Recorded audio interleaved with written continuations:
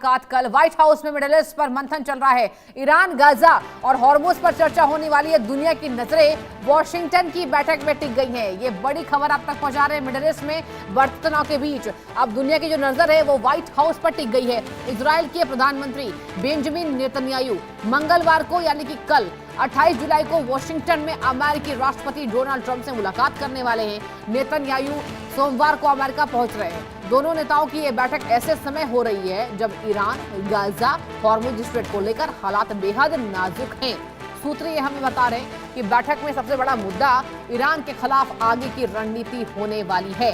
हाल के दिनों में अमेरिका ने ईरान पर अपने हवाई हमले रोक दिए थे और कूटनीतिक विकल्पों पर भी विवाद चल रहा है।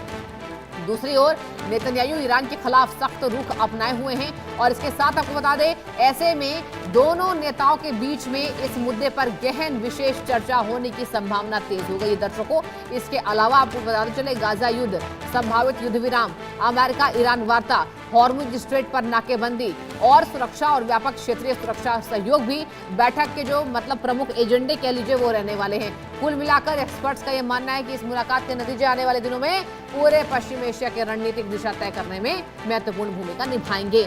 यही वजह है कि इस बैठक पर पूरी दुनिया की नजरें टिकी हुई हैं। तो आज शाम को अमेरिका पहुंच जाएंगे यहाँ पर बेंजामिन नेतन्याहू।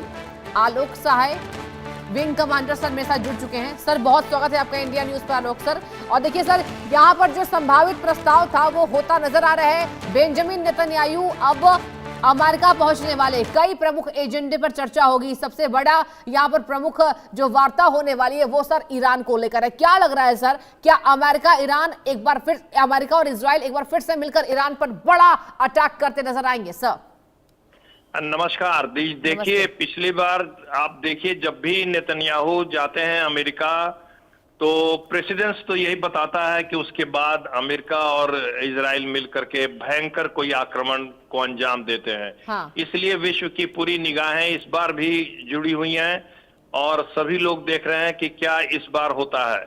इसमें कोई शक नहीं कि युद्ध एक बहुत ही खतरनाक मुहाने पर आके पड़ा हुआ है, जिसमें अमेरिका के जो सैन्य सलाहकार हैं वो राष्ट्रपति ट्रंप को बोल रहे हैं अभी कोई बड़ा आक्रमण नहीं करने के लिए, इसीलिए उन्होंने अपने हाथ थोड़ी देर के लिए रोक लिए हैं।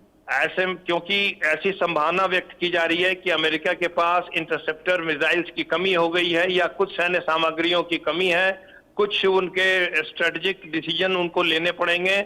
लेकिन इस बीच नेतन्याहू का जाना एक बहुत ही बड़ा मोड़ ला सकता है, क्योंकि अभी जो पिछला जो आक्रमण हुआ था कुछ दिनों से, उसमें इजराइल ने सीधे रूप से भाग नहीं लिया था।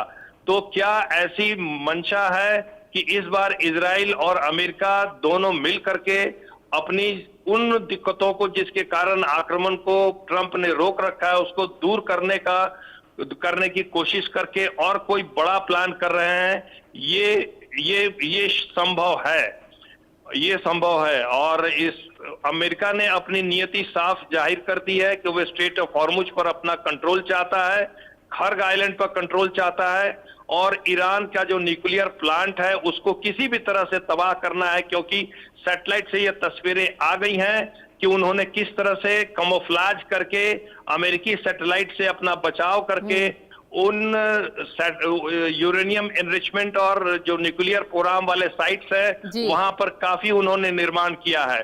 तो ये एक संकेत है, संभवतः ईरान के खिलाफ हो सकता है इजराइल और अमेरिका मिल करके कोई बड़े अभियान की तैयारी कर रहे हों। जी हाँ, बिल्कुल सर। और देखिए, ये महाअभियान की तैयारी है क्योंकि एक बार यहाँ पर बेंजामिन नेतन्याहू ने अमेरिकी राष्ट्रपति डोनाल्ड ट्रंप से युद्ध के पहले मुलाकात की और अब मुलाकात कर रहे हैं।